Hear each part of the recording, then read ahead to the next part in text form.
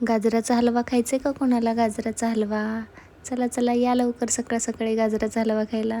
तर good morning friends. तर सकाळी सकाळी माझा गाजराचा हलवा बनवून झालेला होता आणि इकडे रमाबाळ बघा माझा क्लिप कसा काढायचा प्रयत्न करते. तिला कळलं मी मागून व्हिडिओ काढते तर लगेचच मागे वळून बघत होती आणि मला स्माईल देत होती.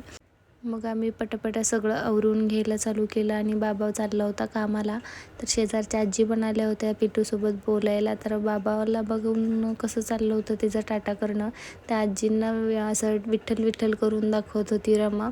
तर म्हटलं करून दाखव बरं. तर दाखवायला लागली लगेचच आणि इकडे माझ्या हातातून मोबाईल खिचून घेतला आणि स्वतःच बघत बसली होती कॅमेऱ्याकडे.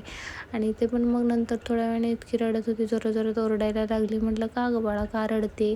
मग तिला झोपवून घेतलं मी, कारण तिला झोप आली होती म्हणूनच ती ओरडत होती. आणि इकडे मग म्हटलं स्वयंपाक करून घ्यावा. आमच्या इथं कांद्याची पात पण आली घरातच. तर म्हटलं ते काढून टाकून वगैरे स्वच्छ कांदा वगैरे धुवून कांदा कट करून घेतला. भाजीला अनिकेत घेऊन येणार होता म्हणून मी सगळा मसाला वगैरे तयार करून ठेवत होते. पण अनिकेत तर आला रात्री 10 वाजता, त्यामुळं स्वयंपाकाचं माझा अर्धवटा स्वयंपाक झाला होता. भाजी भाकरी करायची होती मला, भाकरी तर झाली आणि तो भाजीला आणणार होता. भाजी काय आणलीच नाही त्यांनी येताना.